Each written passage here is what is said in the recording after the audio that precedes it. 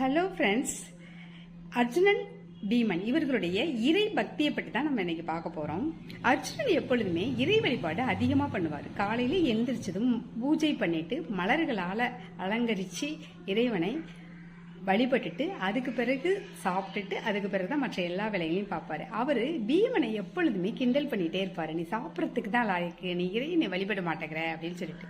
இதை பார்த்த கிருஷ்ணனுக்கு ரொம்ப கோபமாக வரும். ஏன் அர்ஜுனன் இப்படி பீமனை சொல்கிறாரு, அவருக்கு ஒரு பாடம் புகுத்தணும் அப்படின்னு நினச்சிப்பாரு.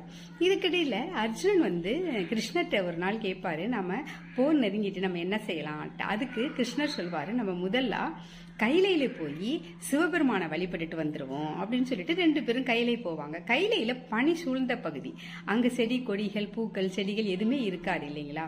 ஆனா இவங்க போன நேரம் பார்த்து மலர்களால அந்த பகுதி குவிந்துகிட்டே இருக்கும். மலர்கள் அல்ல அல்ல பூக்கள் அல்ல அல்ல மலை மோளை குவிந்துகிட்டே இருக்கும். அப்ப அர்ஜுனன் கேட்பாரு, ஏன் இந்த மலர்கள் இப்படி இங்க குவியுது, எப்படி இந்த பனியில அப்படின்னு சொல்லிட்டு. அதுக்கு கிருஷ்ணர் சொல்வாரு, நீ கிண்டல் செய்யக்கூடிய பீமன் பக்தனாக அதை பூஜிக்கிற இந்த மலர்கள் தான் அப்படின்னு சொல்லுவார். அதுக்கு அர்ஜுனனுக்கு என்ன பீமனா அப்படின்னு கேட்பார் ஆச்சரியமாக. அவன் சாப்பிடுவதற்குனா லாய்க்கே என்பார். அப்போ தான் கிருஷ்ணர் சொல்லுவார், உங்களை மாதிரி சிலைகள் வழிபாட்டில் அபிஷேகமோ பூக்களால் அலங்காரம் பண்ணியோ அவர் வழிபாடு செய்வதில்லை. அவர் எந்த இடத்துக்கு எங்கே போயிட்டு இருக்காரோ, எங்கே மலர்களை எல்லாம் பார்க்கும் பொழுது அந்த மலர்களை இறைவனுக்கு பூஜை செய்கிற மாதிரி கற்பனை பண்ணி வழிபாடு செய்வார் அவர்.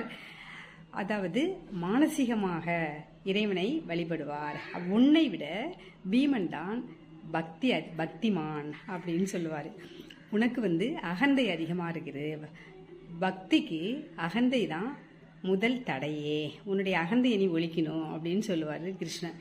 அப்போ தான் அர்ஜுனன் உண்மையை உணர்ந்துக்கிட்டு அந்த அகந்தையெல்லாம் எடுத்துட்டு பீமன்ட்டையும் அவனுடைய பக்தியையும் புரிஞ்சுக்கிட்டு அவன்கிட்டையும் அந்த மாதிரி கிண்டல் பண்ணாமல் இருப்பான். இந்த கதை என்ன சொல்லுது அப்படின்னு சொல்லிட்டுனா, நாம் பால் அபிஷேகம், நெய் அபிஷேகம், தேங்காய் இளநீர் அபிஷேகம் இப்படி மாறி மாறி நம்ம அபிஷேகம் பண்ணி பூஜைகளும் பண்ணிட்டு சிலைகளை வச்சுக்கிட்டு நாம் வழிபடுறோம்ல, அதுக்கு தேவை கிடையாது. நாம் மானசீகமாக நாம் இறைவனை முழு மனதுடன் வழிபட்டால் இறைவன் நம்மளுக்கு அருள் செய்வார் அப்படிங்கிறது தான் இந்த கதை அழகாக சொல்லுது.